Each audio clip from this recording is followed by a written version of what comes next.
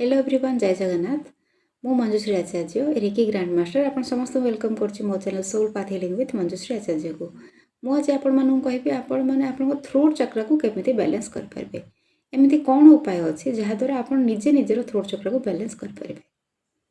First तो हम throat चक्र जो मंत्र अछि हम सेडा को आपण 108 रो चैंट कर परबे किंबा आपण थ्रोट चक्र पई किसी मेडिटेशन करि परबे क्रिस्टल को धरी जोडा कि एमेजोनाइट हो नले आपण लापिस लाजुली टर्कोइज एई क्रिस्टल ब्रेसलेट को किंबा क्रिस्टल स्टोन को धरी आपण मेडिटेशन करि परबे मेडिटेट करि परबे। ताहा द्वारा मध्ये आपण थ्रोट चक्र बैलेंस रहइबो।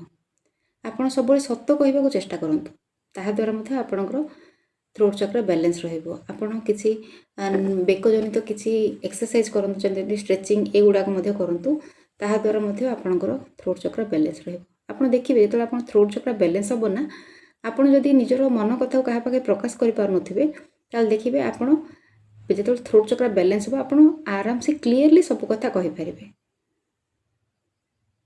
रहिले नमस्कार।